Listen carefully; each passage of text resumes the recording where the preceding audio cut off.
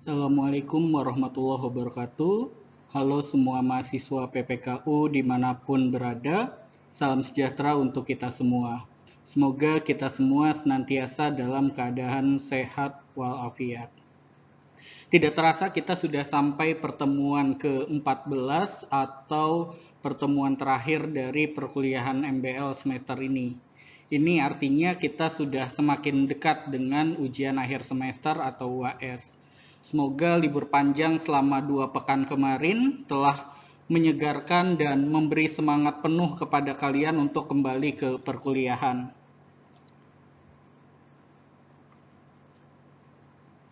Saya Ruhiyat kembali dipercaya untuk menyajikan materi perkuliahan MBL di pertemuan ke-14 ini. Di pekan ini materi kita adalah pemrograman linier. Materi ini disusun oleh salah seorang guru saya yaitu Ibu Farida Hanum. Dengan menyaksikan video ini, kalian akan mempelajari mulai dari sejarah dan melihat masalah-masalah yang bisa kita modelkan sebagai pemrograman linier. Kalian juga akan mempelajari beberapa definisi dan istilah terkait pemrograman linier, serta mempelajari beberapa metode untuk menyelesaikan masalah pemrograman linier.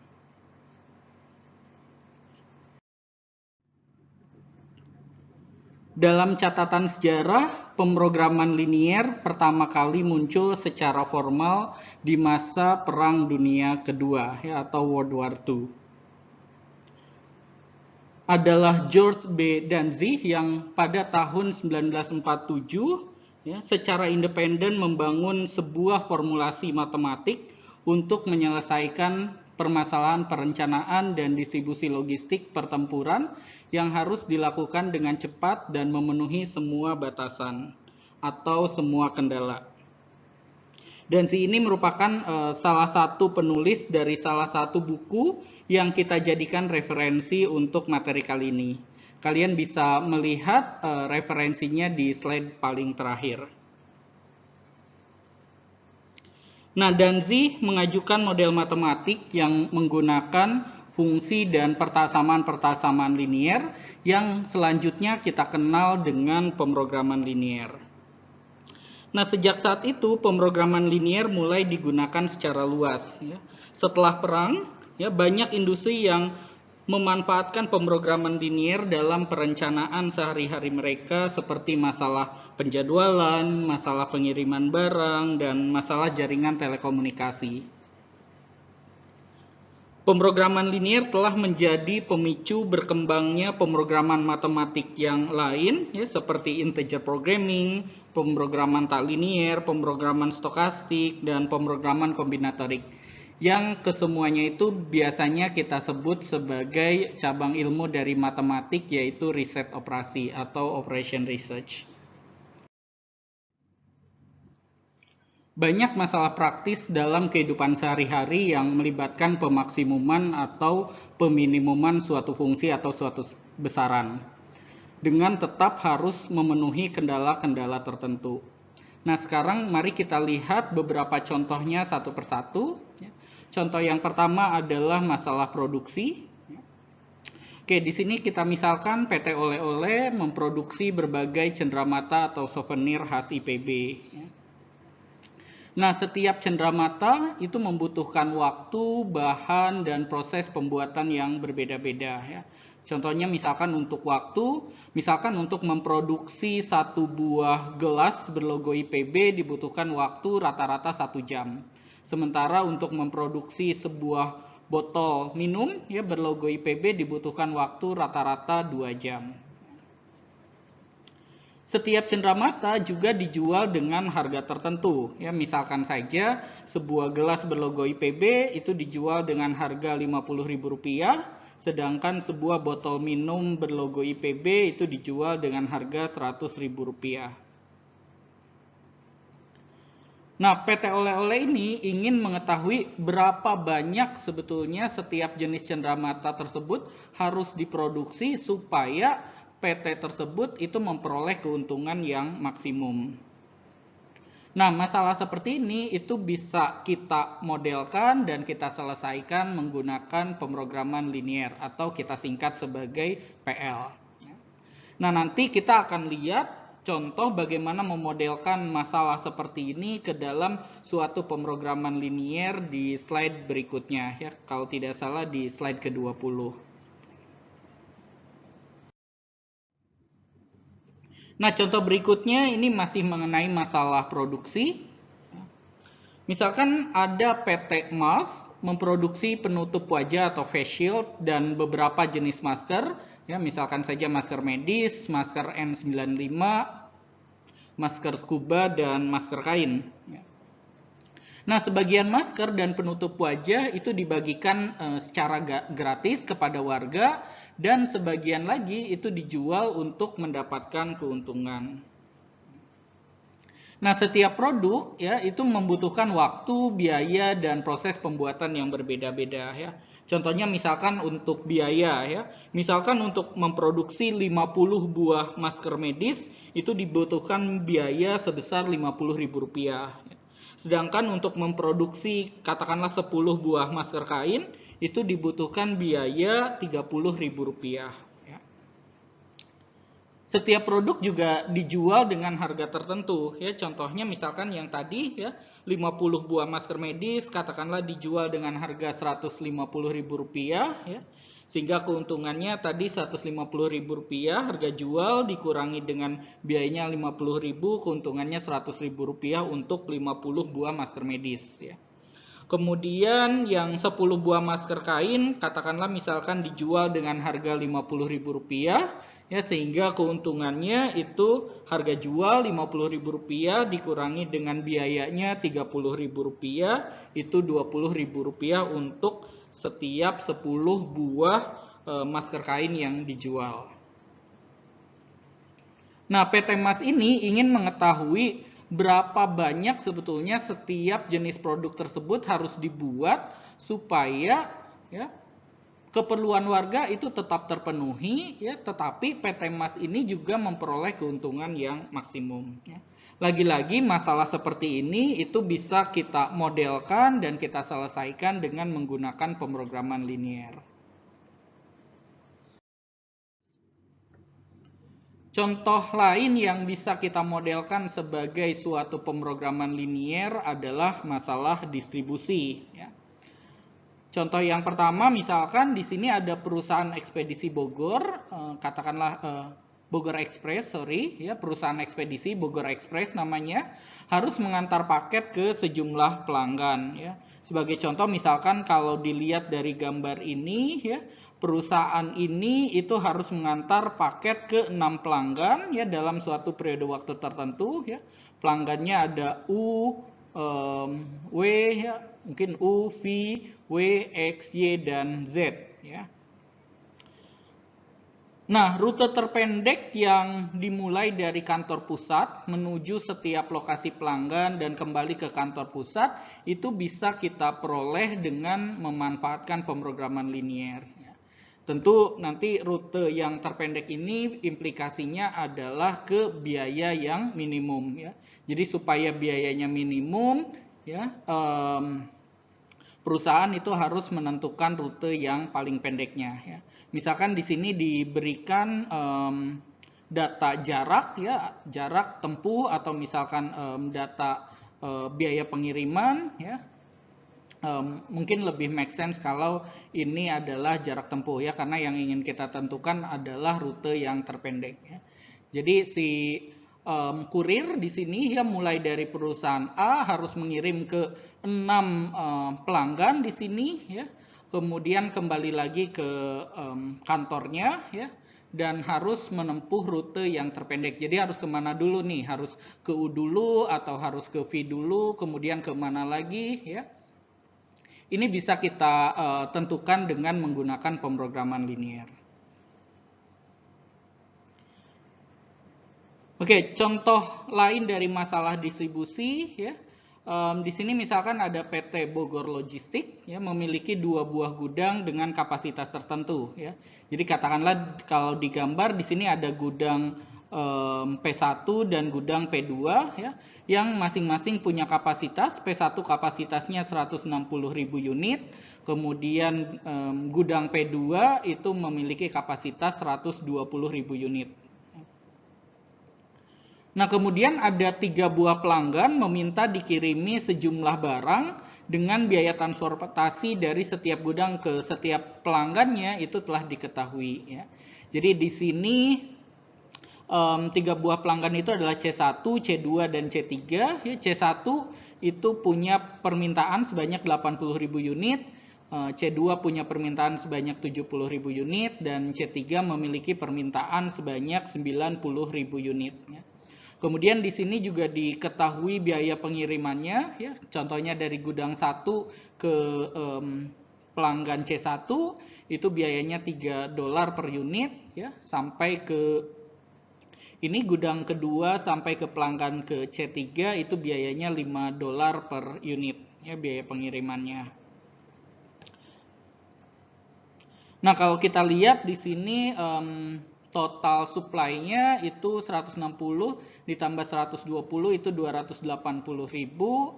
Kemudian total demand-nya itu 80 tambah 70 150 tambah 90 240.000 ya. Jadi kalau kita lihat di sini total supply itu lebih besar dibandingkan total demand. Ini yang biasanya kalau di ekonomi kita sebut sebagai masalah excess supply.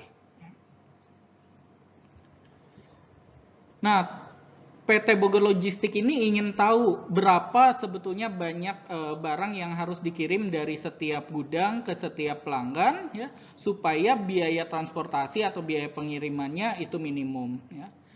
Nah, keingintahuan dari PT Bogor Logistik ini bisa kita cari tahu ya dengan menggunakan pemrograman linier. Ya. Sebetulnya kita pernah melihat contoh yang mirip seperti ini saat kita membahas contoh aplikasi atau penerapan dari sistem persamaan linier atau dari SPL. Ya. Bedanya di sana pada saat di SPL itu biaya minimumnya itu sudah diketahui. Ya. Sementara di sini biaya minimumnya itu belum diketahui. Di sini kita harus cari biaya minimumnya itu berapa. Ya. Nah, sekarang kita lihat definisi dari pemrograman linier. Nah, suatu pemrograman linier itu terdiri atas yang pertama adalah fungsi objektif linier, ya. Jadi fungsi objektifnya berupa fungsi linier. Ya. Di kuliah ke-11 kita sudah pernah mempelajari mengenai fungsi linier. Ya. Nah, fungsi objektif linier ini adalah sesuatu yang akan kita maksimumkan atau kita minimumkan, ya, terhadap suatu batasan atau beberapa batasan atau beberapa kendala berupa persamaan atau persamaan linier. Jadi di sini pemrograman linier itu terdiri atas dua komponen utama, ya. Yang pertama adalah fungsi objektifnya berupa fungsi objektif linier, kemudian batasan-batasan atau kendala-kendalanya bisa berupa persamaan ataupun persamaan linier. Ya. Lebih seringnya kita akan membahas mengenai persamaan linier. Ya. Walaupun nanti ada juga contoh kendala yang berupa persamaan linier. Nah, setiap titik yang memenuhi semua kendala PL itu kita namakan sebagai solusi visible dari PL. Ya. Jadi di sini kita belajar dulu istilah-istilahnya. Ya. Jadi titik yang memenuhi semua kendala PL itu kita sebut sebagai solusi visible dari PL. Ya. Dan kalau titik-titik tersebut itu kita himpun, ya, jadi himpunan titik yang memenuhi semua batasan PL itu kita namakan sebagai daerah visible dari pemrograman liniernya. Oke, mungkin dari gambar ini bisa kita lihat, ya. Jadi yang berwarna merah ini adalah fungsi objektif, ya. Jadi kita tahu bahwa fungsi linier kalau kita gambarkan itu adalah garis lurus, ya. Jadi fungsi objektif liniernya ini yang garis berwarna merah. Ya. Kemudian kendala-kendalanya di sini ada 5 buah kendala, ya, kalau dari gambar ini, ya, mulai dari garis yang ini, ya, garis yang ini, daerah di bawah garis yang ini, kendala yang pertama, kemudian daerah yang di bawah garis yang ini, ya, itu kendala yang kedua, kemudian daerah yang di sebelah kiri garis ini, ya, garis X sama dengan 200, kemudian daerah yang di sebelah kanan sumbu Y, ya, begitupun juga daerah yang di sebelah atas sumbu X, ya. Itu adalah kendala-kendalanya, ya. Nah, semua titik yang memenuhi semua kendala PL itu kita sebut sebagai solusi visible. Jadi titik di sini, ya, katakanlah titik 100,100 itu kita sebut sebagai solusi visible.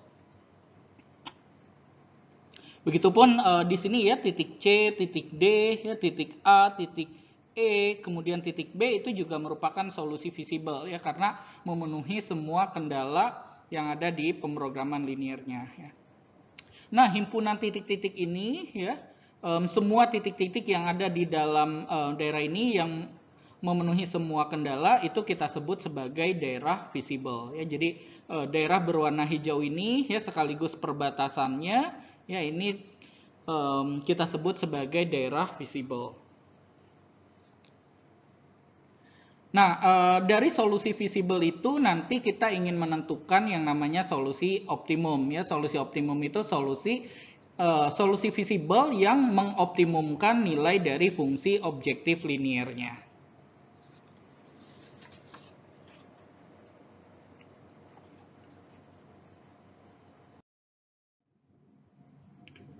Oke, sekarang kita lihat dua contoh pemrograman linier, ya. Yang pertama adalah masalah maksimisasi atau pemaksimuman. Nah, misalkan yang ingin kita maksimumkan itu adalah P, ya, di mana P-nya ini bergantung pada nilai X1 dan X2. Ya, jadi P-nya ini fungsi dari X1 dan X2, ya, P-nya sama dengan 2X1 ditambah 3X2. Ya. Nah, ini kita sebut sebagai fungsi objektif. Ya. Nah, di sini kita lihat fungsi objektifnya ini adalah fungsi linier, ya, fungsi linier dua peubah, ya, peubahnya yaitu X1 dan X2. Ya. Nah, X1 dan X2 ini nanti kita sebut sebagai variabel keputusan atau peubah-peubah keputusan. Dengan kendalanya, ya, pertama ada persamaan linier, ya, X1 ditambah 2X2-nya harus kurang dari atau sama dengan 110. Kemudian 3X1 ditambah 2X2 itu harus kurang dari atau sama dengan 150.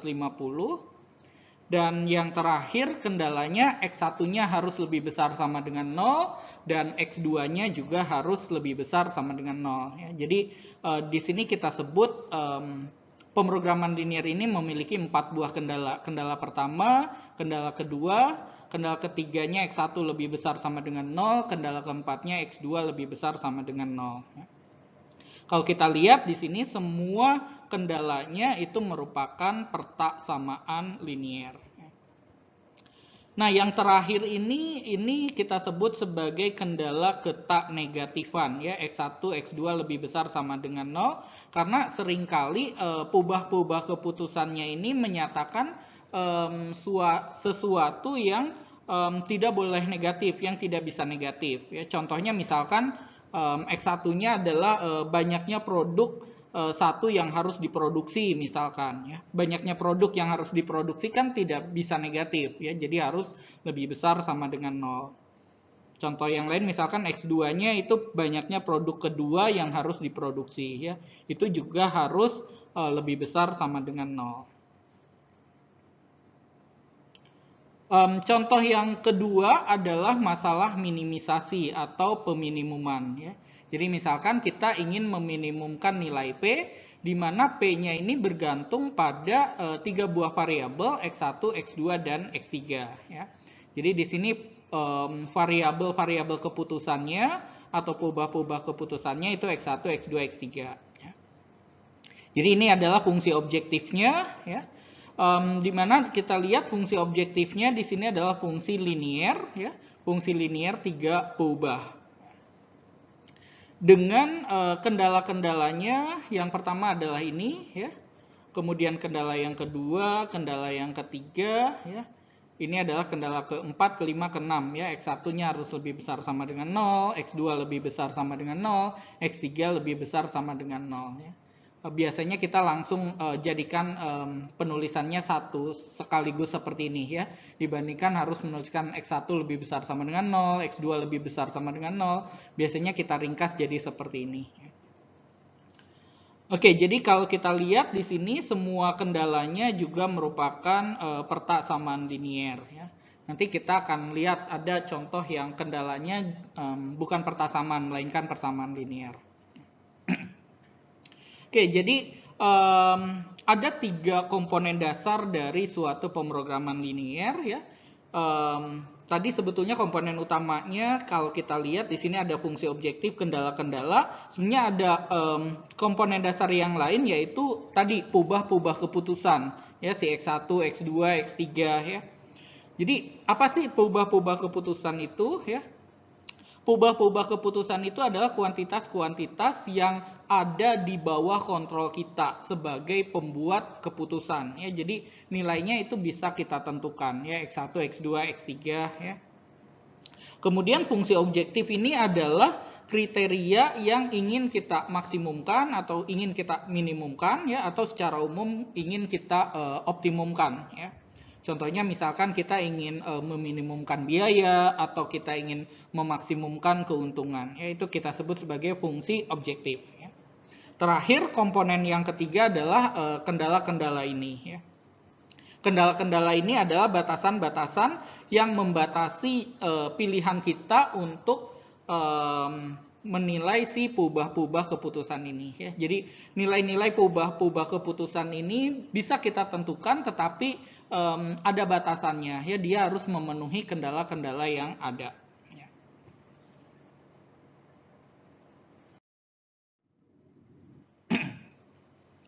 Oke, sebelum kita masuk ke solusi dari pemrograman linier, ya, karena kita lihat tadi kendala-kendalanya seringkali berupa persamaan linier, ya. Kita lihat dulu bagaimana cara membangun daerah visible, ya, dari persamaan linier yang ada di dalam kendala pemrograman linier tadi, ya. Oke, kita mulai lihat dulu konsep persamaan linier dan daerah solusinya. Nah, jadi tadi daerah visible suatu pemrograman linier itu biasanya berupa kumpulan dari persamaan linier. Contoh dari persamaan linier itu bisa kita lihat di contoh yang tadi, ya, atau contoh yang lain misalkan seperti ini, ya. X1 tambah X2 kurang dari sama dengan 6, ya. Kemudian 2A ditambah B min 3C lebih besar sama dengan 8, ya. Di sini 3 pubah ABC. Bisa juga persamaan linier dalam 4 pubah, ya, V, W, X, Y, ya. Contohnya ini 3V tambah W dikurangi 2X ditambah Y kurang dari 10. Jadi yang namanya persamaan linier, ya, itu mirip seperti persamaan linier, cuman tanda sama dengannya itu diganti dengan tanda-tanda seperti ini, ya. Jadi tanda-tanda dari kurang dari, lebih besar, ya, kurang dari sama dengan, lebih besar sama dengan, ya. Ini tanda-tanda yang kita gunakan di sebuah persamaan.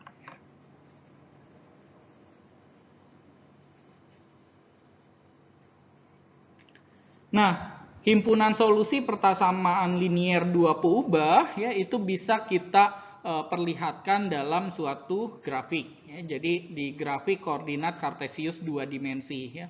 Sementara untuk yang 3 pubah itu koordinat Kartesiusnya harus 3 dimensi dan itu di luar cakupan materi kuliah ini, ya. Untuk yang 4 pubah itu sudah kita tidak bisa menggambarkannya lagi.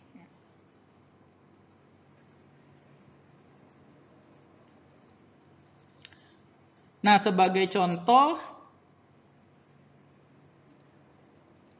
daerah yang diarsir pada gambar yang di samping itu menyatakan solusi dari persamaan linier ini, ya. Yang pertama 2x ditambah 3y kurang dari 6 ya. Itu adalah daerah yang ada di sini ya, itu solusinya. Kemudian yang kedua 2x ditambah 3y lebih besar sama dengan 6, itu daerahnya itu adalah yang di sebelah kanan atas ini ya. Oke, jadi bagaimana caranya untuk menentukan solusi dari pertasaman linier ya. Yang pertama, kita gambarkan dulu garis lurus 2x tambah 3y sama dengan 6. Jadi, tanda kurang dari atau lebih besar sama dengannya, kita ganti dulu sama dengan. Ya, ganti dulu dengan sama dengan. Ya. Kemudian, kita gunakan garis putus-putus ya kalau misalkan pertasamannya kurang dari atau lebih besar. Ya. Jadi, kalau pertasamaannya itu kurang dari atau lebih besar ya, nanti garisnya itu putus-putus ya.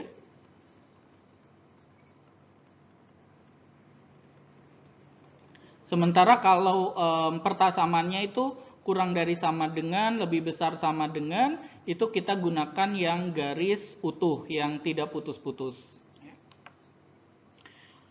Garis putus-putus itu artinya apa sih? Artinya titik-titik yang ada di garis itu tidak termasuk ke dalam solusi ya. Sementara kalau garis utuh artinya titik-titik yang ada di garis tersebut itu merupakan solusi ya. Jadi untuk yang A ya, karena tanda pertasamannya kurang dari, berarti kita gambarkan menggunakan garis putus-putus ya. Kemudian untuk yang B ya, yang B karena menggunakan lebih besar sama dengan, kita gunakannya itu garis utuh di sini. Ya. Nah, kemudian kita lakukan uji daerah menggunakan satu titik uji sembarang. Ya. Jika memungkinkan, kita gunakan titik asal 0,0 karena ini yang paling mudah. Ya. Pokoknya gunakan titik yang paling mudah. Ya. Jadi daerah solusinya untuk yang pertama ya, itu kan mungkin ya ada di bawah, di kiri bawahnya atau di kanan atas. Kita uji saja dengan titik 0,0 ya. Jadi contohnya misalkan di sini ya, titik 0,0, ini titik 0,0. Kalau kita masukkan ke sini ya, ke ruas kiri, 2 kali 0 ditambah 3 kali 0 itu sama dengan 0. Dan 0 kita tahu itu kurang dari 6 ya, berarti kan 0,0 ini termasuk ke dalam solusi ya. Berarti daerah yang harus kita arsir itu adalah daerah yang memuat titik 0,0 ini ya. Jadi daerah yang di sebelah kiri bawah si garis 2x tambah 3y sama dengan 6 ini. Oke, kemudian untuk yang B ya, untuk yang B kita juga uji ya, misalkan menggunakan titik 0,0 ya. Jadi solusinya itu ada dua kemungkinan, bisa yang di kiri bawah garis ini atau yang ada di kanan atas garis ya.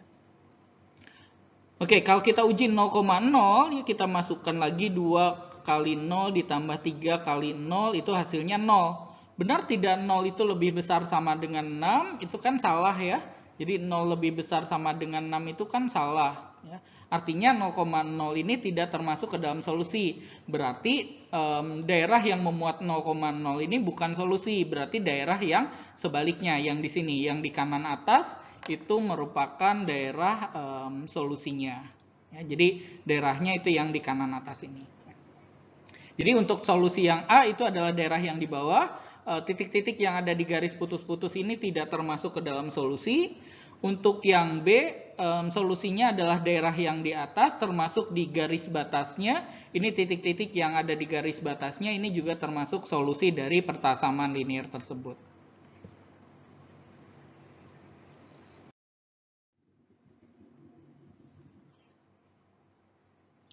Oke, kita lihat contohnya ya. Untuk yang dua peubah, sistem pertasamaan linier. Oke, jadi kalau yang di slide sebelumnya tadi cuma satu pertasaman linier saja ya. Sekarang bagaimana kalau sistem pertasaman linier? Artinya pertasaman liniernya itu lebih dari satu ya. Oke, himpunan solusi dari sistem pertasaman linier dalam dua peubah ya, katakanlah X dan Y, itu adalah semua titik X, Y yang memenuhi setiap pertasaman linier ya. Jadi kalau misalkan pertasaman linearnya itu ada 2, berarti solusinya itu harus memenuhi kedua buah pertasaman linear tersebut. Oke, kita lihat contohnya yang pertama. Gambarkan daerah solusi dari sistem persamaan linear ini. X tambah Y lebih besar sama dengan 6, 2X min Y lebih besar sama dengan 0. Jadi ini kita sebut sebagai sistem persamaan linear ya, karena persamaan linearnya itu lebih dari 1. Dan biasanya sistem persamaan linear ini yang membangun kendala-kendala dari pemrograman linear yang ingin kita selesaikan. Nah, langkah yang pertama adalah kita tentukan dulu daerah solusi setiap persamaan linear ya.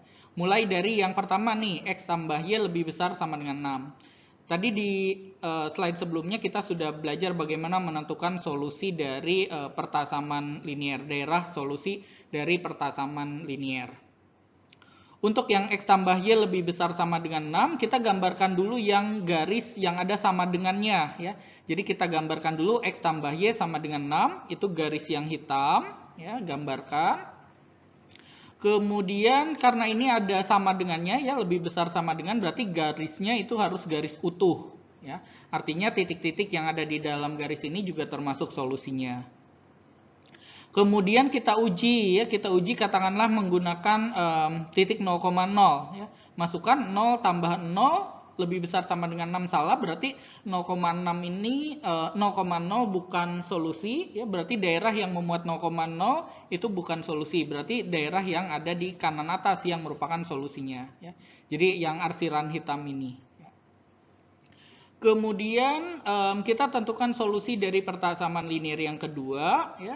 Kita ganti dulu jadi sama dengan ya, 2X kurang Y sama dengan 0, kita gambarkan garisnya ya, karena ini lebih besar sama dengan 6, karena tandanya lebih besar sama dengan, berarti garisnya harus garis utuh ya. Jadi ini yang garis biru, ini garisnya harus garis utuh, ini adalah garis dari 2X min Y sama dengan 0 ya.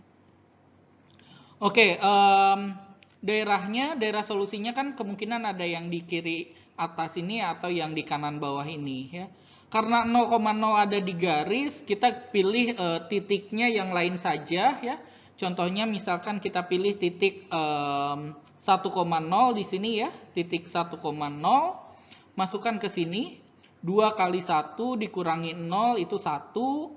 1 lebih besar sama dengan 0, benar ya, berarti 1,0 ini termasuk ke dalam daerah solusi. Berarti yang harus kita arsir adalah daerah yang memuat titik 1,0 ini ya. Berarti daerah yang di sebelah kanan bawah ini ya, kanan bawah garisnya ya. Nah, setelah menentukan daerah solusi setiap persamaan linearnya, kemudian kita iriskan ya. Nanti hasil irisannya itu merupakan daerah solusi dari sistem persamaan linear ya. Nah, ini ada di garis B ya. Jadi ini ya, yang tadi yang daerah solusi yang pertama kan yang arsiran hitam, kemudian yang daerah solusi yang kedua itu yang arsiran biru, irisannya adalah yang di sini ya. Jadi ini adalah si daerah visible-nya. Jadi ini adalah si daerah visible-nya. Jadi daerah yang diarsir ini, karena ini garisnya utuh ya, berarti garis-garis yang ini juga termasuk solusinya ya. Jadi yang titik 2,4 ke atas sama titik 2,4 ke bawah yang ini ya.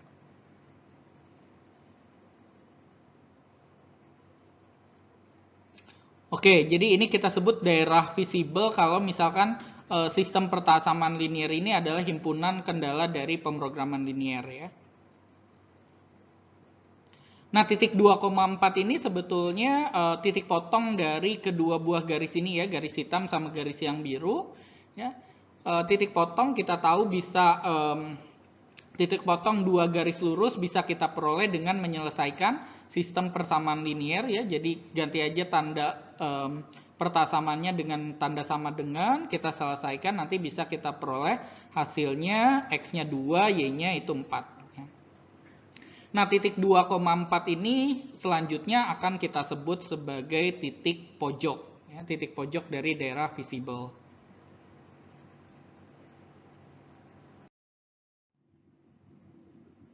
Oke, kita lihat beberapa contoh dari sistem pertaksaman linier. Oke, misalkan kita punya sistem pertaksaman liniernya seperti ini, ya. Ini tipikal dari kendala-kendala dari suatu pemrograman linier. Ya. Pertama yang ini, yang X tambah Y kurang sama dengan 6. Yang kurang sama dengannya kita ganti jadi sama dengan, kita gambarkan garis ini, ya, garisnya, ya, X tambah Y sama dengan 6, garisnya utuh. Kemudian yang 2X tambah, daerahnya yang mana, ya, kita masukkan aja ini yang 0,0, 0 tambah 0 itu kurang sama dengan 6, betul, ya, berarti daerahnya yang ada di bawah garis ini, ya. Kemudian yang 2X tambah Y kurang sama dengan 8, kita ganti dulu jadi sama dengan, ya, jadi 2X tambah Y sama dengan 8, gambarkan garisnya, itu garis yang di sini, ya. Oke, kemudian kita uji titiknya 0,0, 2 kali 0 tambah 0 itu 0, kurang sama dengan 8, benar, berarti daerahnya yang ada di bawah garis ini. Kemudian X lebih besar sama dengan 0, itu daerah solusinya itu yang ada di atas sumbu X. Ya.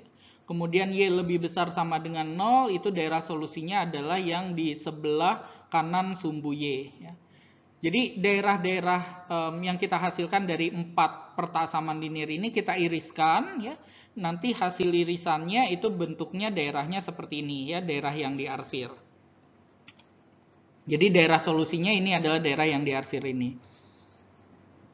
Ini merupakan irisan dari semua daerah solusi dari semua pertaksaman linier ini. Ya. Contoh yang lain, solusi dari sistem pertaksaman linier. Ya. Yang 2X tambah Y lebih besar sama dengan 50, kita ganti dulu jadi sama dengan, gambarkan garisnya, dapat yang ini. Kalau kita masukkan X-nya 0, Y-nya 0, 0 tambah 0 lebih besar sama dengan 50, salah. Ya. Berarti daerahnya itu yang di atas ini, ya, di atas garis, bukan yang memuat 0,0. Kemudian yang X tambah 2Y lebih besar sama dengan 40, kita ganti tandanya jadi sama dengan dulu, kemudian kita gambarkan garisnya, ya, garis utuh. Kemudian masukkan 0,0, 0 tambah 0 lebih besar sama dengan 40, salah, berarti 0,0 ini tidak termasuk solusi, berarti daerahnya yang ada di atas garis ini, ya, garis X tambah 2Y sama dengan 40. Kemudian yang X lebih besar sama dengan 0 itu adalah, solusinya adalah daerah yang di atas sumbu X, Y lebih besar sama dengan 0 itu daerah yang ada di sebelah kanan sumbu Y, ya. Jadi daerah solusi dari semua pertaksaman linier ini kita iriskan, hasilnya itu daerah yang ini. Ya. Nah, ada istilahnya untuk daerah solusi seperti pada contoh kedua, ini kita sebut sebagai daerah yang terbatas. Ya. Daerah yang terbatas itu artinya apa? Artinya daerahnya itu bisa kita kurung dengan suatu lingkaran. Ya. Contohnya misalkan ini, ya, kita kurung dengan suatu lingkaran seperti ini artinya daerahnya itu terbatas. Ya. Sementara yang ini tuh kan daerahnya terus ke sana, ya, arsirannya, ya, ke atas terus, ke kanan juga terus, ya, tak terhingga. Ini kita sebut sebagai daerah yang tak terbatas. Ya. Ini kita tidak bisa menggunakan suatu lingkaran untuk mengurung daerah solusinya, ya, sehingga daerah solusi pada contoh ketiga ini kita sebut sebagai daerah yang tak terbatas.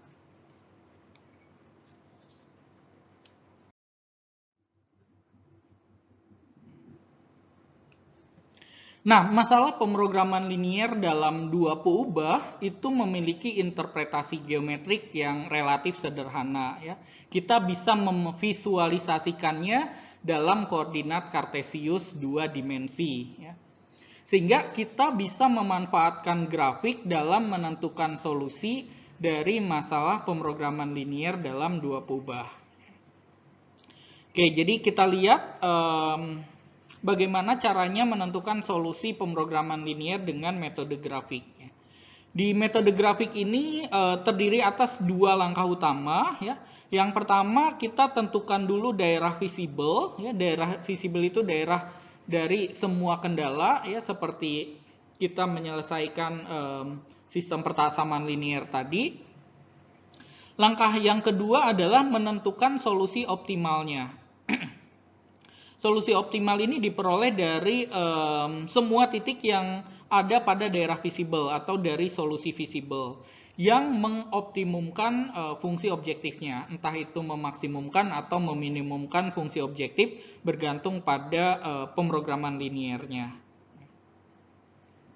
Oke, kita perhatikan pemrograman linear berikut. Ya. Misalkan fungsi objektifnya kita ingin memaksimumkan Z sama dengan 3X ditambah 2Y. Ya.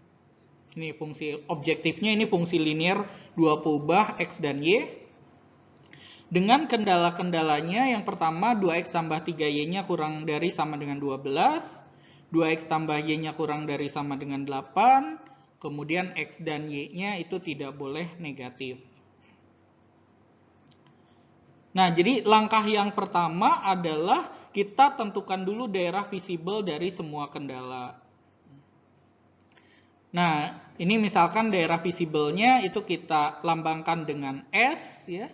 Ini adalah daerah visible-nya. Jadi daerah visible ini bisa kita peroleh dengan menentukan solusi dari sistem pertasaman linear yang ada di kendala ini, ya, seperti di contoh 2 dan contoh 3 yang ada di slide sebelumnya, ya. Jadi ini adalah daerah visible-nya.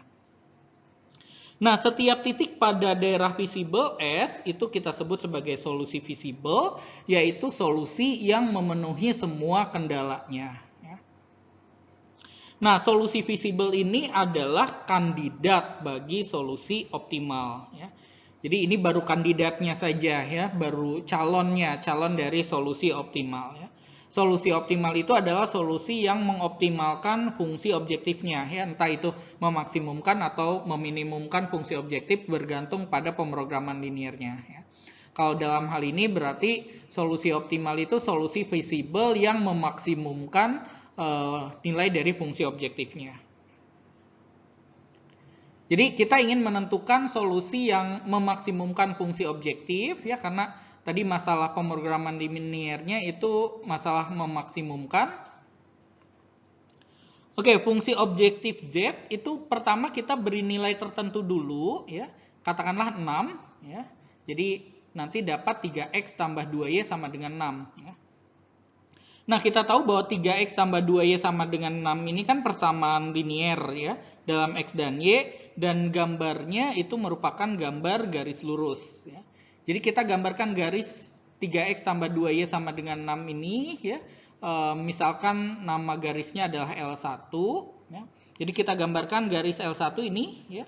Garis L1 ini adalah 3X tambah 2Y sama dengan 6.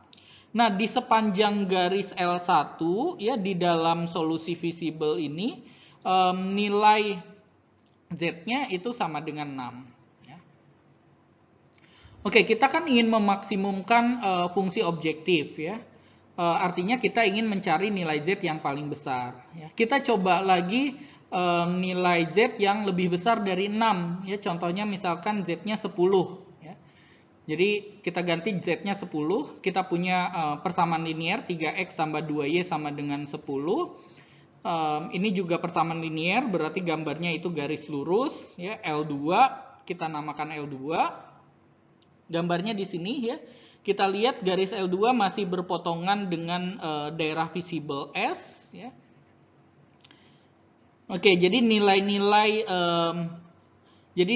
fungsi objektif di titik-titik di garis L2 ini nilai Z-nya itu 10 dan itu lebih besar dari 6. Ya. Perhatikan juga bahwa garis L2 ini sejajar dengan garis L1, ya, karena punya gradien yang sama, ya. Gradiennya kalau kita hitung, ya, 3X tambah 2Y sama dengan 6 itu kan 2Y sama dengan min 3X tambah 6, ya, atau Y sama dengan min 3/2X ditambah 3. Berarti gradiennya itu sama dengan minus 3/2. Yang L2 juga gradiennya sama dengan minus 3/2.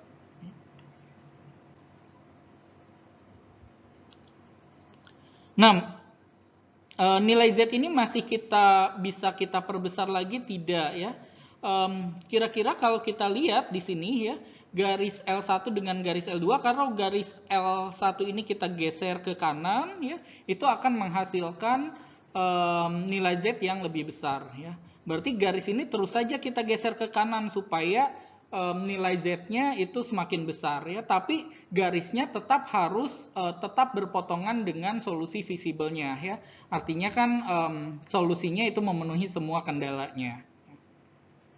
Nah, setelah kita geser terus ke kanan ya, kita akan peroleh solusi maksimumnya itu terjadi di titik ini, di titik P ya, 3,2 yang merupakan titik pojok dari daerah visible S ya.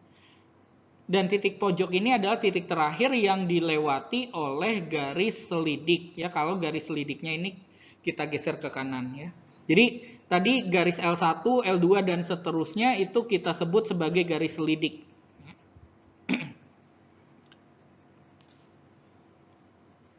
Jadi untuk masalah pemaksimuman ini di metode grafik, pertama kita gambarkan dulu garis selidik, kemudian garis selidiknya itu kita geser ke kanan ya, sejauh mungkin ya, tetapi harus masih berpotongan dengan daerah visibelnya ya. Nah, garis terjauhnya itu adalah garis yang ini ya, dan titik potong perpotongan antara garis selidik dengan daerah visibelnya itu merupakan solusi optimalnya ya. Jadi di sini solusi maksimumnya itu terjadi di titik P 3,2 ya. Nilai maksimum Z-nya berarti 3 kali 3 ditambah 2 kali 2 itu sama dengan 9 ditambah 4 sama dengan 13. Jadi nilai maksimum dari Z-nya itu 13. Nah, ini kan untuk masalah pemaksimuman. Bagaimana untuk masalah peminimuman atau minimisasi? Pertama sama ya, kita gambarkan dulu garis selidiknya ya. Tapi karena kita ingin meminimumkan nilai Z, garis selidiknya bukan kita geser ke kanan, melainkan kita geser ke kiri ya, supaya nilai Z-nya itu sekecil mungkin. Karena kita ingin meminimumkan nilai Z. Ya, jadi bedanya masalah pemaksimuman dan peminimuman di metode grafik itu garis selidiknya apakah kita geser ke kanan atau geser ke kiri ya. Untuk pemaksimuman kita geser ke kanan, untuk peminimuman kita geser ke kiri.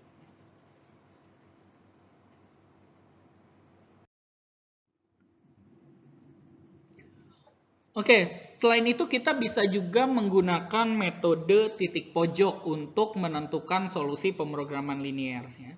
Dari slide sebelumnya kita lihat bahwa solusi maksimumnya itu terjadi di titik pojok ya.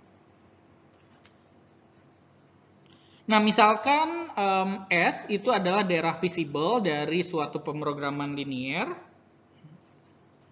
Nah, titik pojok dari S itu merupakan perpotongan dua garis batas daerah visible. Contohnya misalkan di sini ya, di daerah visible ini titik pojoknya ini ada 4 ya, 0,7, 1,5, 4,2 sama 8,0. Contoh yang lain misalkan di sini ya, titik pojoknya di sini ada 5 ya.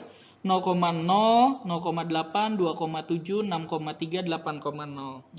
Dan titik pojok ini merupakan perpotongan dari dua garis batas daerah visible. Yang 0,0 ini perpotongan sumbu X dan sumbu Y. Sumbu X dan sumbu Y ini kan dua buah garis batas daerah visible-nya. Yang 2,7 ini perpotongan antara garis yang ini yang X tambah 2Y sama dengan 16 sama garis yang ini ya, ini tidak ada keterangannya ya. Oh, ini ada X tambah Y sama dengan 9 ya. Yang 6,3 ini perpotongan garis yang 3X tambah 2Y sama dengan 24 sama garis X tambah Y sama dengan 9 ya. Jadi titik-titik pojok ini adalah perpotongan dua garis batas daerah visible. Nah, kalau misalkan suatu pemrograman linear itu punya solusi optimal ya, atau solusi maksimum atau minimum, ya, maka solusi tersebut itu terjadi di suatu titik pojok dari S. Ya. Makanya di sini kita perhatikan titik-titik pojoknya, ya, karena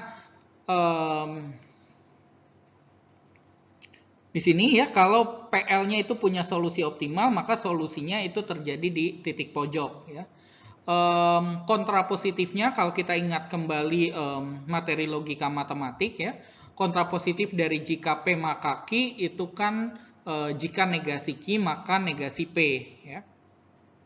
Dan kita tahu bahwa proposisi implikasi dengan perangkai implikasi itu setara dengan kontrapositifnya. Artinya, ya, kalau dia bukan titik pojok, ya, berarti dia bukan solusi optimalnya.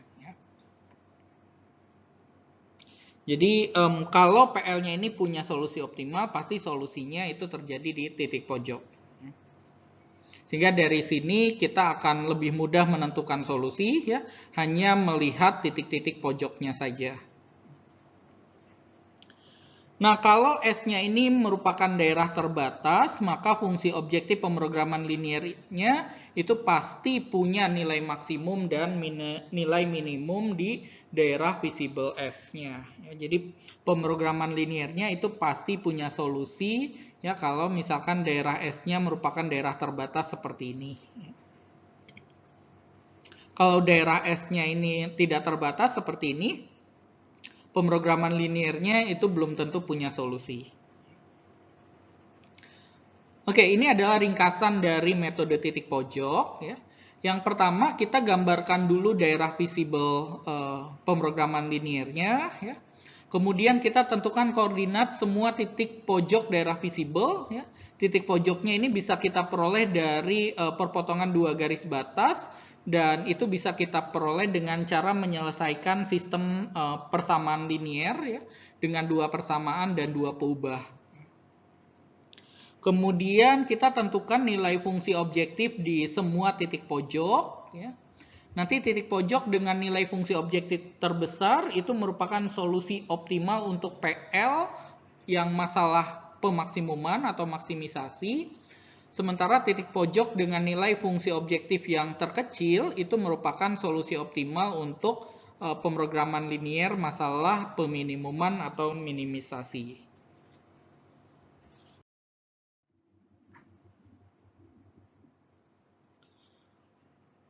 Oke, sekarang kita lihat contoh dari metode titik pojok. Oke, misalkan kita punya pemrograman linearnya seperti ini, ya. Fungsi objektifnya memaksimumkan Z sama dengan 3X tambah 2Y. Kemudian kendala-kendalanya seperti ini, ya, kita diminta menentukan solusinya dengan metode titik pojok. Oke, tadi di metode titik pojok langkah pertama kita gambarkan dulu daerah visible dari pemrograman linearnya, ya. Jadi kita gambarkan daerah visiblenya ini. Oke, kita peroleh daerah visiblenya ini adalah daerah yang terbatas seperti ini, ya, daerah S. Ya. Kemudian langkah yang kedua, ya, adalah menentukan semua koordinat titik pojoknya. Ya, kalau kita lihat di sini titik pojoknya ada 5, ya. Di sini 0,0, yang ini sudah kelihatan sebenarnya 0,4, di sini 4,0 dan di sini 3,2. Contohnya 3,2 ini dapat dari mana, ya? 3,2 ini kan perpotongan garis ini, ya. 2X tambah Y sama dengan 8 sama 2X tambah 3Y sama dengan 12, ya. Jadi titik pojok yang 3,2 ini bisa kita peroleh dengan menyelesaikan sistem persamaan linear ini, ya. Kita selesaikan, kita akan peroleh nilai X-nya 3, nilai Y-nya itu sama dengan 2. Yang lainnya juga bisa kita peroleh, ya, titik pojok yang lain, ya. Contohnya misalkan yang titik pojok 0,4 yang ini. Ini titik pojok 0,4 itu bisa kita peroleh. Ini kan perpotongan antara garis yang 2X tambah 3Y sama dengan 12 sama garis sumbu Y. Garis sumbu Y itu X sama dengan 0, ya. Jadi kalau kita masukkan X-nya sama dengan 0, kita akan peroleh Y-nya itu sama dengan 4. Jadi titik potongnya 0,4. Oke, ini yang 0,0 itu diperoleh dari perpotongan sumbu Y, X sama dengan 0 sama sumbu X, Y sama dengan 0. Yang ini 4,0 itu diperoleh dari perpotongan garis 2X tambah Y sama dengan 8 dan garis sumbu X itu Y sama dengan 0. Sehingga diperoleh titik potongnya 4,0. Oke, setelah mendapatkan semua titik pojoknya, kita hitung nilai fungsi objektif di semua titik pojoknya. Ya. Jadi, masukkan 0,0 ke fungsi objektif, 3 kali 0 tambah 2 kali 0, 0. Masukkan titik pojok 0,4, 3 kali 0, 0 tambah 2 kali 4, 8. Ya, Z-nya 8. Masukkan 4,0, 3 kali 4, 12, tambah 2 kali 0, 12. Ya, 3 kali 4, 12, tambah 2 kali 0, 0, 12, tambah 0, 12. Ya. Kemudian masukkan 3,2, 3 kali 3, 9, 2 kali 2, 4, 9 tambah 4, 13. Oke, karena ini masalah PL-nya itu masalah pemaksimuman, maka nilai maksimum titik pojok yang merupakan solusinya itu adalah nilai yang memaksimumkan nilai si Z-nya ini, ya, nilai 13. Oke, jadi kita punya solusi optimal dari pemrograman linear ini, itu adalah X sama dengan 3, Y sama dengan 2, dengan nilai optimalnya itu Z sama dengan 13, atau nilai maksimumnya itu Z sama dengan 13. Jadi perhatikan bahwa karena di sini daerah S-nya itu terbatas, ya, maka pemrograman linear ini pasti punya solusi. Ya. Dan solusinya itu pasti terjadi di titik pojok.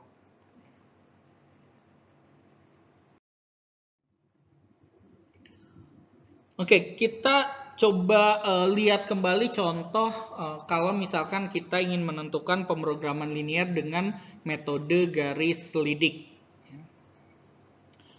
Oke, pemrograman linearnya masih masalah maksimisasi di sini. Ya, kita ingin maksimumkan ini dengan himpunan kendalanya seperti ini. Ya. Kendalanya cukup banyak di sini. Yang pertama kita gambarkan dulu daerah solusi visible dari pemrograman linearnya. Setelah digambarkan itu kita akan peroleh garis S ini, daerah S, ya, daerah visible dari pemrograman linearnya. Ya. Oke, jadi daerah S-nya ini merupakan irisan dari semua daerah solusi dari pertasaman linear yang ada di dalam kendalanya ini. Ya. Oke, kemudian selanjutnya kita gambarkan garis selidik, ya, 3X ditambah Y sama dengan suatu nilai, ya. K, contohnya kalau di slide sebelumnya ada 6, ada 10, ya. Di sini juga kita coba contoh 6, ya. 3X tambah Y sama dengan 6, kalau kita gambarkan nanti dapat garis L1 di sini, ya. Oke, kita tahu bahwa semakin ke kanan, ya, garis L1-nya, maka nilai Z-nya ini akan semakin besar. Ya. Oke, kita coba lagi K-nya 10, ya, gambarkan 3X tambah Y sama dengan 10, kita dapat garis L2 ini. Ya. Terus geser ke kanan, ya, dan yang paling jauh itu adalah garis yang merah ini, ya, yang melalui titik C10,10/3. Ini adalah titik yang garis selidik yang terjauh yang masih memotong, yang masih berpotongan dengan daerah visible S-nya. Ya, ini daerah perpotongannya itu ada di titik C ini. Jadi garis selidiknya itu kita geser, ya, ke arah yang menambah nilai fungsi objektif Z-nya, ya, karena tadi pemrograman linearnya ini adalah masalah maksimisasi. Nah, titik terakhir yang dilewati oleh garis selidik itu merupakan solusi optimal atau solusi maksimum dalam kasus ini. Ya, jadi C10,10/3 ini merupakan solusi optimal atau solusi maksimumnya. Oke, dengan catatan, ya, kalau misalkan soalnya kita ubah, ya, menjadi meminimumkan Z-nya, maka garis selidiknya itu kita gesernya ke arah sebaliknya, ke kiri, ya. Sehingga kita akan peroleh solusi optimal atau solusi minimumnya PL-nya itu adalah di titik E, di titik 0,5 ini. Ya, kalau kita geser terus garis selidiknya ke arah kiri. Oke, nilai maksimum dari Z-nya itu tinggal kita masukkan aja, X-nya 10, Y-nya 10/3, nanti dapat 30, ditambah 10/3, itu 100/3. Kalau solusi minimumnya, Z-nya itu masukkan aja 0,5, ya, jadi 3 kali 0, ditambah 5 itu sama dengan 5, jadi nilai minimum dari Z-nya itu 5.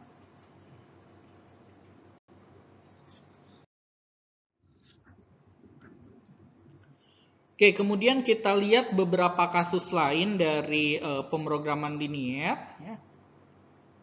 Jadi tidak semua pemrograman linier itu punya tepat satu solusi optimum. Ya. Seperti halnya pada contoh 4 dan contoh 5 pada slide-slide sebelumnya. Ya, di contoh 4 dan contoh 5 kan solusi optimalnya itu unik, ya, hanya ada satu saja. Ya. Artinya pemrograman liniernya itu punya tepat satu solusi optimal. Ya. Tapi sayangnya tidak semua pemrograman linier itu punya satu buah solusi optimum. Oke, kasus-kasus yang lain seperti apa sih, ya? Oke, kita misalkan dulu S-nya ini adalah daerah visible, ya, dari suatu pemrograman linier dengan fungsi objektifnya Z. Kalau misalkan daerah visible-nya adalah himpunan kosong, ya, seperti ini, artinya kalau kita iriskan daerah-daerah solusi dari pertasaman-pertasaman linier yang ada di kendala-kendala, itu tidak ada irisannya, ya, tidak ada irisannya, artinya daerah visible-nya itu himpunan kosong. Ya. Maka pemrograman liniernya itu kita sebut pemrograman linier yang tak visible. Ya. Artinya pemrograman liniernya itu tidak memiliki solusi. Ya. Jangankan memiliki solusi optimal, dia punya solusi visible-nya saja tidak, ya. Artinya kalau daerah visible-nya itu himpunan kosong, tidak ada titik yang merupakan solusi visible, ya. Jadi PL-nya tidak punya solusi visible, ya. Kalau tidak punya solusi visible berarti dia tidak akan punya solusi optimal.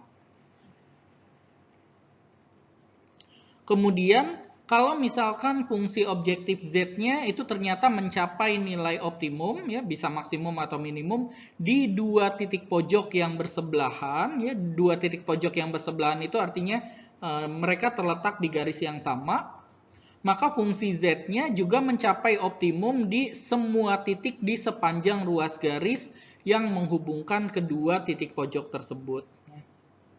Jadi dalam kasus ini, pemrograman liniernya itu dikatakan punya tak hingga banyaknya solusi optimum. Ya, jadi solusi optimumnya itu ada banyak dan berapa banyak itu ada tak hingga banyaknya. Ya.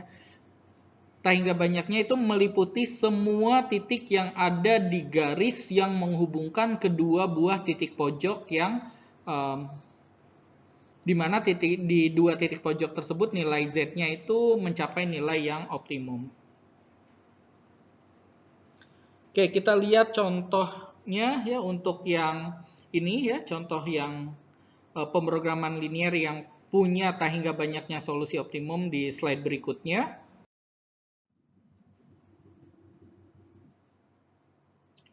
Oke, ini contoh yang ke-6, misalkan pemrograman liniernya ingin meminimumkan Z ini 2X tambah 2Y dengan kendalanya ini. Ya, kita akan menggunakan dua metode, ya, metode garis selidik dan metode titik pojok.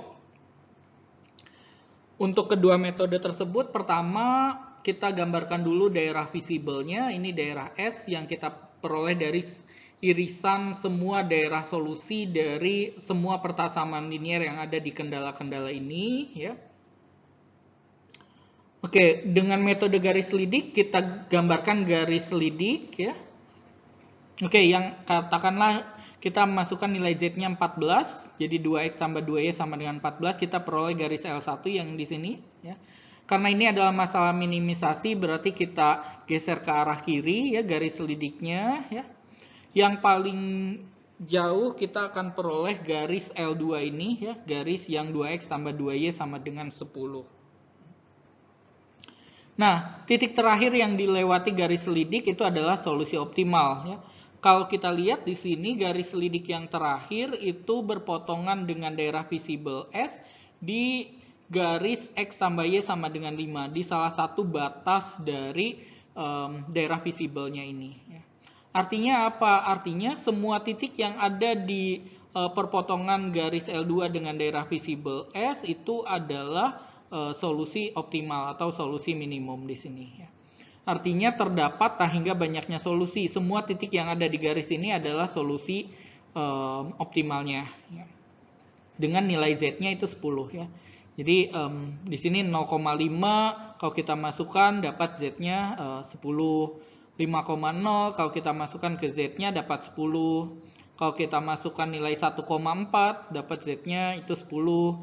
Kalau kita masukkan X, Y-nya ini 2,3 dapat Z-nya 10. Pokoknya semua titik yang ada di sepanjang garis ini itu membuat nilai Z-nya minimum. Sehingga pemrograman linear ini kita sebut dia punya tak hingga banyaknya solusi. Jadi kalau kita lihat tadi ya garis selidiknya itu sejajar ya, sejajar dengan salah satu garis batas daerah solusi visible, yaitu si X tambah Y sama dengan 5 ya. Karena sejajar ya, maka garis selidik yang terakhirnya ya itu akan berimpit ya dengan garis X tambah Y sama dengan 5 ini. Kalau kita gunakan metode titik pojok, di sini ada 5 titik pojok ya. Yang pertama ini yang 5,0, kemudian 10,0, 10,10/3, 3,8, 0,5 ya titik pojoknya. Kita hitung nilai Z-nya. Nilai Z-nya dapat ini 10, 20, 26, 2/3, 22 sama 10. Kita lihat nilai minimumnya kan ada 2 ya di 5,0 dan 0,5 ya. Jadi di sini di 5,0 sama 0,5 ya. Berdasarkan teorema tadi ya, kalau fungsi objektif Z-nya mencapai nilai minimum di 2 titik pojok yang bersebelahan ini, maka fungsi Z-nya juga akan mencapai nilai minimum ya di semua titik di sepanjang garis yang menghubungkan kedua buah titik pojok ini di 5,0 sama 0,5 ini.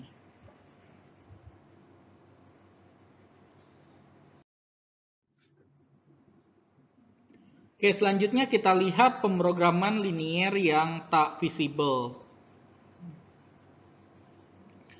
Oke, misalkan kita punya pemrograman linearnya seperti ini ya. Z sama dengan 3X tambah 2Y sebagai fungsi objektif yang ingin kita maksimumkan. Kemudian kendala-kendalanya seperti ini. Kemudian kita gambarkan daerah visible-nya ya. Pertama kita gambarkan daerah dari X tambah 2Y kurang sama dengan 4 ya. Kita ganti dulu jadi sama dengan X tambah 2Y sama dengan 4, gambarkan garisnya ya. Karena kurang sama dengan berarti garisnya utuh. Kita masukkan titik 0,0 ya, misalkan masukkan titik ujinya 0,0, 0 tambah 2 kali 0 itu sama dengan 0, kurang sama dengan 4, benar, berarti titik 0,0 ini termasuk ke dalam daerah solusi ya. Jadi daerah solusi dari X tambah 2Y kurang sama dengan 4 itu daerahnya yang ini ya. Kemudian yang daerah solusi dari pertasaman kedua, 2X tambah 3Y lebih besar sama dengan 12 ya. Kalau pertama kita ganti dulu lebih besar sama dengannya jadi sama dengan, kita gambarkan garisnya dapat yang ini ya, 2X tambah 3Y sama dengan 12. Kemudian kita masukkan 0,0 ya. Masukkan 0,0, 2 kali 0 tambah 3 kali 0 itu 0 ya. 0 lebih besar sama dengan 12 salah ya, berarti 0,0 itu tidak termasuk ke dalam daerah solusi ya, berarti daerah solusinya yang di sini ya. Daerah solusi dari 2X tambah 3Y lebih besar sama dengan 12 ya. Kita lihat ya, daerah solusinya ini tidak beririsan sama sekali ya, berarti jadi kita tidak perlu menggambarkan daerah solusi yang X lebih besar sama dengan 0 dan Y lebih besar sama dengan 0. Karena dari dua daerah solusi ini saja mereka sudah tidak beririsan. Sehingga dalam kasus ini daerah visible-nya itu adalah himpunan kosong. Sehingga karena sistem pertasaman kendala ini tidak punya solusi, ya, yang ini ya, tidak punya solusi karena daerah visible-nya himpunan kosong, maka pemrograman liniernya juga tidak punya solusi visible, atau kita sebut pemrograman linier yang tak visible.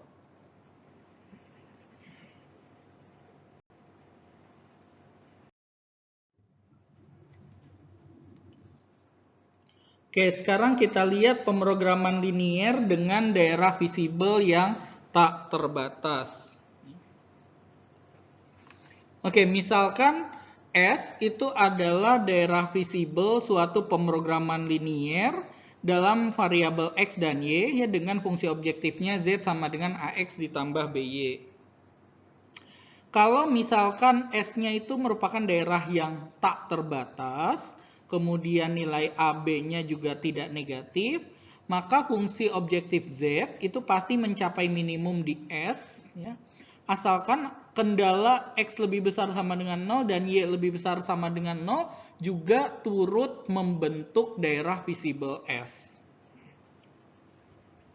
Contohnya adalah di contoh 8 ini, ya.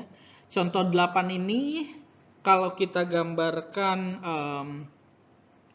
daerah visible-nya, S-nya, ya, ini. Kalau kita gambarkan daerah visible-nya itu jadi seperti ini, ya. Jadi daerah visible-nya ini kan daerah yang tak terbatas, ya. Oke, kemudian kita lihat di sini nilai A-nya itu 1, ya, nilai B-nya juga 1, ya. Jadi A, B-nya lebih besar sama dengan 0. Nah, karena S-nya itu daerah yang tak terbatas, kemudian AB-nya lebih besar sama dengan 0, dan kita lihat, ya, daerah S-nya ini juga turut dibentuk oleh ini, ya, ini itu kendala yang X-nya lebih besar sama dengan 0, dan ini, ya, termasuk dibentuk oleh daerah yang Y-nya lebih besar sama dengan 0, maka si fungsi objektif Z-nya itu mencapai nilai minimum di S. Ya, jadi pasti masalah ini, masalah pemrograman linier ini punya solusi minimumnya. Ya.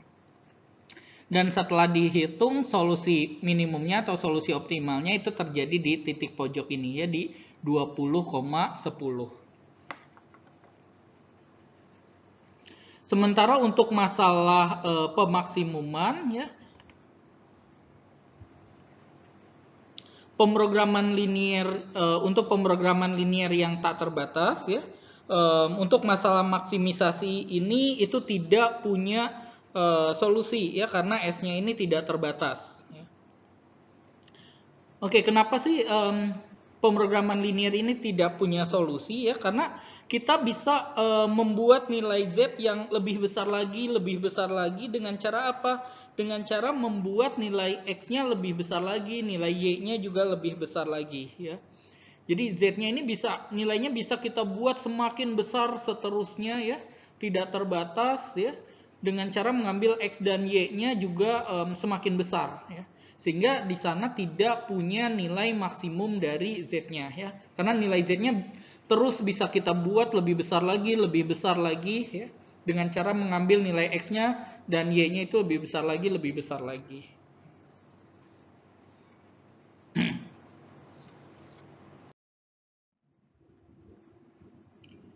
Oke, jadi setelah kita mempelajari metode-metode untuk menyelesaikan pemrograman linier dalam dua peubah, ya, sekarang kita beralih ke bagaimana cara memformulasikan suatu masalah praktis ke masalah pemrograman linier. Ya.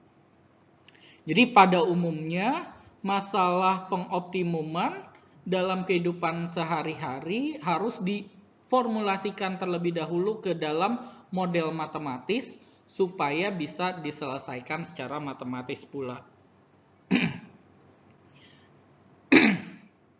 Nah, berikut adalah langkah-langkah utama dalam memformulasikan masalah praktis ke dalam pemrograman linier. Langkah yang pertama adalah mengidentifikasi dan mendefinisikan variabel-variabel keputusan bagi masalah praktis yang akan kita modelkan, ya. Nah, variabel-variabel keputusan ini harus kita definisikan secara lengkap dan tepat, ya. Termasuk satuan ukurannya, ya, satuan waktunya itu harus kita definisikan secara lengkap dan tepat. Langkah yang kedua adalah menentukan atau mendefinisikan fungsi objektifnya, ya. Ini adalah yang ingin kita maksimumkan atau kita minimumkan, ya.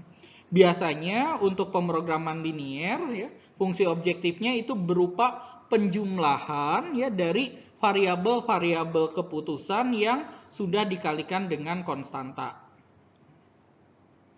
Jadi fungsi objektifnya adalah fungsi objektif yang linier.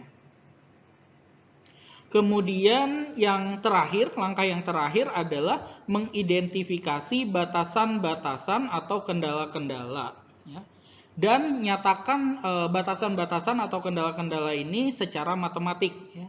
Jadi bisa berupa persamaan-persamaan ataupun pertasamaan-pertasamaan linier. Kalau di slide-slide sebelumnya lebih sering kita menjumpai kendalanya itu pertasamaan-pertasamaan linier, ya. Tapi nanti kita bisa lihat contoh yang kendalanya itu berupa persamaan-persamaan linier. Oke, kita lihat contoh yang pertama, ya, yaitu mengenai masalah produksi. Oke, misalkan di sini PT Oleh-oleh itu memproduksi 2 buah jenis merchandise IPB, ya, yaitu gift set 1, ya. Gift set 1 itu berupa jam meja ini, kemudian flash disk 16 GB dan pulpen, ya. Kemudian merchandise yang kedua, gift set 2, itu isinya ada ID card box, kemudian ada pulpen dan ada gantungan kunci, ya. Dengan datanya sebagai berikut, ya. Jadi untuk gift set 1 harga jualnya itu Rp250.000, untuk gift set 2 harga jualnya Rp100.000, ya. Kemudian biaya produksinya itu terdiri atas 2 komponen. Di sini ada biaya bahan dan biaya kemasan. Biaya bahan untuk gift set 1 Rp150.000, ya. Kemudian biaya kemasan untuk gift set 1 Rp50.000. Sementara untuk gift set 2 biaya bahannya itu Rp50.000, biaya kemasannya Rp30.000. Kemudian di sini ada juga data mengenai lama pembuatan dan lama pengemasan, ya. Untuk gift set 1 pembuatannya lebih lama 2 jam, pengemasannya 1 jam. Untuk gift set 2 pembuatannya 1 jam, pengemasannya juga 1 jam. Nah, di sini misalkan setiap bulannya PT Oleh-oleh itu hanya punya waktu pembuatan selama 100 jam totalnya, dan untuk pengemasan total waktunya itu 80 jam. Kemudian permintaan atau demand dari gift set 2 itu selalu dapat dipenuhi, sementara untuk gift set 1 itu paling banyak hanya 40 buah saja, ya, yang bisa disediakan dalam 1 bulan. Nah, PT Oleh-oleh itu ingin mengetahui berapa banyak gift set 1 dan gift set 2 yang harus diproduksi supaya keuntungan bulanan yang diperoleh itu maksimum, ya. Oke, perhatikan bahwa keuntungan di sini ini kita definisikan sebagai harga jual dikurangi dengan biaya produksinya. Oke, kita diminta memformulasikan masalah ini ke dalam suatu pemrograman linier. Oke, langkah yang pertama adalah kita tentukan dulu variabel-variabel keputusannya, ya. Tadi di soalnya itu apa sih? Di soalnya kan PT Oleh-oleh ini ingin tahu berapa banyak gift set 1, gift set 2 yang harus diproduksi, ya. Sehingga itulah yang kita jadikan sebagai variabel-variabel keputusannya. Jadi di sini variabel keputusannya ada 2, ya. Kita misalkan X1 sama X2. Jadi X1-nya kita misalkan sebagai banyaknya gift set 1 yang diproduksi setiap bulan. Kemudian X2-nya banyaknya gift set 2 yang diproduksi setiap bulan. Setelah itu, langkah berikutnya kita definisikan fungsi objektifnya. Di soal itu kan PT Oleh-oleh ingin memperoleh keuntungan bulanan yang maksimum. Ya, berarti fungsi objektifnya ini adalah memaksimumkan keuntungan. Nah, untuk menghitung keuntungan, ya kita hitung dulu harga jual per bulan sama biaya produksi per bulan. Oke, keuntungan itu bisa kita peroleh dari pendapatan, ya, dikurangi dengan biaya produksi. Pendapatannya diperoleh dari harga jual, ya, harga jualnya ini kita kalikan dengan banyaknya barang yang dijual, ya. Oke, ini satuannya dalam Rp10.000 ya, satuannya dalam Rp10.000. Tadi kan harga jual untuk gipset 1 Rp250.000. Kalau kita gunakan satuannya Rp10.000 berarti harganya 25. Banyaknya barang yang dijualnya sebanyak X1. Jadi 25 kali X1. Itu pendapatan dari penjualan gipset 1. Kemudian pendapatan dari penjualan gipset 2 itu kita peroleh dari harga jualnya 100.000. 100.000 itu 10 kali 10.000 ya, karena satuannya 10.000. Jadi 10 kali banyaknya gipset 2 yang diproduksinya itu X2. Jadi pendapatan dari penjualan gipset 2 adalah 10 kali X2. Total pendapatannya tinggal kita jumlahkan saja. 25X1 tambah 10X2. Oke, ini adalah pendapatan per bulan ya, karena X1 X2-nya tadi kita definisikannya setiap bulan. Kemudian untuk biaya produksinya terdiri atas dua ya, biaya bahan dan biaya kemasan. Untuk biaya bahannya ini tadi 150 sama 50 ya. Karena satuannya 10.000 berarti kita gunakan 15 sama 5 ya. 15 kali banyaknya gipset 1 yang diproduksi sama 5 kali banyaknya gipset 2 yang diproduksi. Kemudian untuk biaya kemasannya tadi 50.000 sama 30.000, karena satuannya 10.000 berarti kita gunakan 5 sama 3 ya. Oke, untuk keuntungannya itu tinggal pendapatan dikurangi biaya saja ya. Pendapatannya ini 25X1 tambah 10X2, kemudian biaya produksinya itu 15X1 tambah 5X2 sama 5X1 tambah 3X2. Sehingga setelah dicari selisihnya, kita akan peroleh 5X1 tambah 2X2. Sehingga fungsi objektifnya adalah kita ingin memaksimumkan keuntungan. Ya, keuntungannya ini 5X1 ditambah 2X2. Kemudian langkah yang ketiga atau langkah yang terakhir, kita identifikasi kendala-kendalanya. Kendala yang pertama adalah waktu pembuatannya. Ya. Oke, tadi untuk pembuatan gipset 1 itu 2 jam, untuk gipset 2 1 jam. Ya. Tinggal dikalikan saja dengan banyaknya barang yang diproduksinya. Ya. Nah, total waktunya itu selama 1 bulan, itu PT Oleh-oleh itu punya batasan, ya, maksimum itu hanya 100 jam. Ya.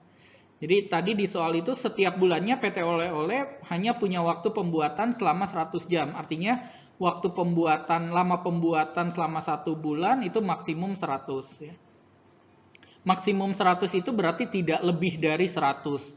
Tidak lebih itu secara matematis itu kurang dari atau sama dengan 100. Kemudian kendala waktu pengemasan ya, karena pengemasannya itu masing-masing 1 jam berarti tinggal 1 kali X1 tambah 1 kali X2. Kemudian waktu pengemasannya PT Oleh-oleh itu hanya punya waktu 80 jam saja dalam 1 bulan. Berarti tidak lebih dari 80 atau X1 tambah X2 kurang dari atau sama dengan 80. Kemudian PT Oleh-oleh juga punya batasan tentang permintaan gipset 1 ya. Gipset 1 itu hanya PT Oleh-oleh hanya mampu menyediakan paling banyak 40 buah saja. Ya.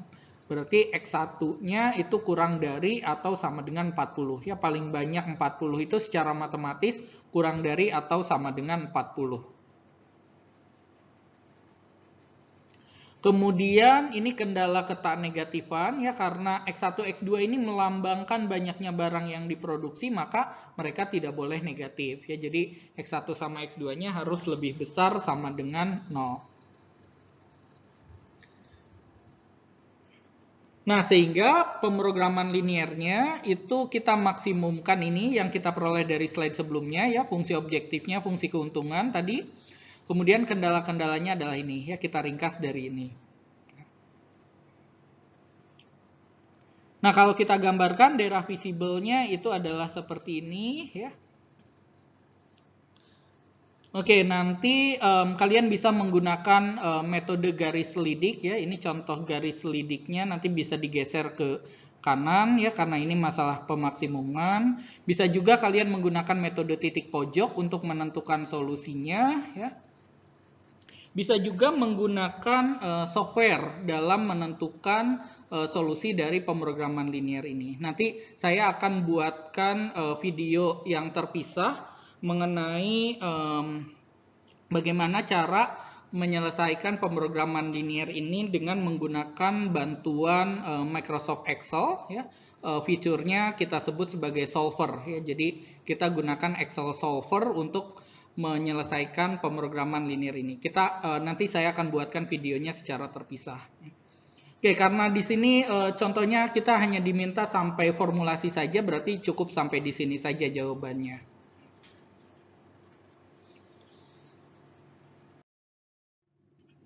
Kemudian masalah berikutnya, contoh yang berikutnya mengenai masalah nutrisi.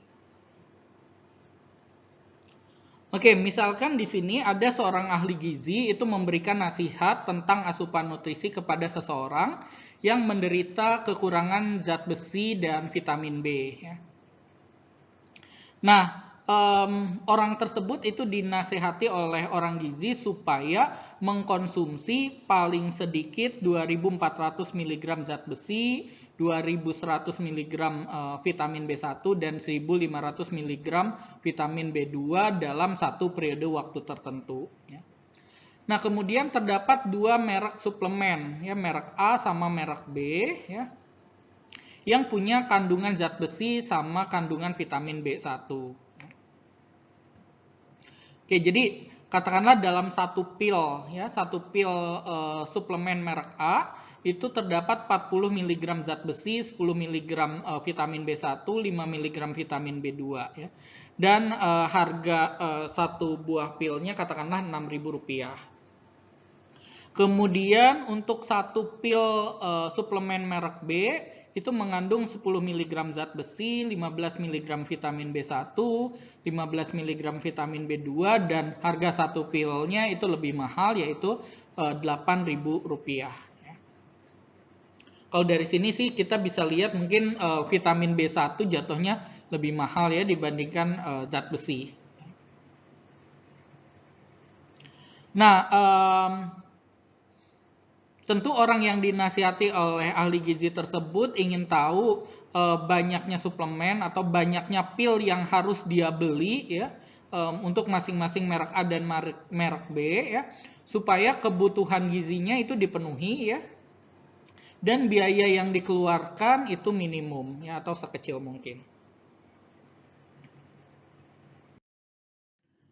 Oke, di sini kita hanya akan sampai ke formulasi saja, tidak, kita sampai ke solusinya ya. Oke, kita formulasi terlebih dahulu. Untuk formulasinya, langkah pertama adalah kita identifikasi dan definisikan variabel-variabel keputusannya ya. Karena tadi ingin diketahui banyaknya pil dari masing-masing suplemen, berarti itu yang akan kita jadikan sebagai variabel keputusan ya. Jadi X-nya di sini adalah banyaknya pil suplemen merek A yang harus dibeli, dan Y adalah banyaknya pil suplemen merek B yang harus dibeli. Kemudian setelah variabel-variabel keputusan, kita definisikan fungsi objektifnya. Di sini kan orangnya itu ingin meminimumkan biaya yang harus dikeluarkan, ya berarti kita minimumkan biaya. Ya.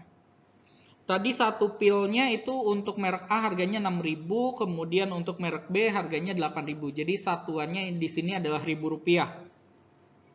Oke, tinggal harga per pilnya dikali banyaknya pil, ya, 6 kali X, kemudian 8 dikali Y, kemudian kita jumlahkan, ya. Ini total biayanya. Jadi fungsi objektifnya ini kita ingin meminimumkan C sama dengan 6X tambah 8Y. Kemudian untuk kendala-kendalanya, ya, kita identifikasi kendala-kendalanya. Kendalanya, walaupun biayanya itu minimum, kebutuhan gizinya harus terpenuhi. Ya. Oke, zat besi yang akan dikonsumsi dari pil merek A dan merek B itu seberapa banyak, ya? Jadi satu buah pilnya kan mengandung 40 mg zat besi, ya. Satu pil merek A. Berarti kalau banyaknya pilnya sebanyak X, ya, berarti banyaknya zat besi, ya, konsumsi zat besi itu adalah 40 kali X. Kemudian untuk yang merek B, satu buah pilnya itu kan mengandung 10 mg zat besi, ya. Berarti karena banyaknya pil yang dikonsumsi dalam satu periode waktu itu ada sebanyak Y, berarti kandungan zat besinya itu 10 dikali Y. Ya. Totalnya dengan mengonsumsi pil merek A dan merek B itu adalah 40X tambah 10Y. Dan dalam satu periode waktu itu, ya, orang tersebut itu harus paling sedikit mengonsumsi 2.400 mg zat besi. Ya. Secara matematis paling sedikit itu tidak boleh kurang, berarti, ya, paling sedikit itu tidak boleh kurang, berarti harus lebih besar atau sama dengan 2.400. Nah, analoginya sama, ya, untuk yang vitamin B1 dan vitamin B2, ya. Vitamin B1 paling sedikit harus 2.100, vitamin B2 harus 1.500. Yang 10, 15, 15 ini kandungan vitamin dalam satu pilnya. Ya.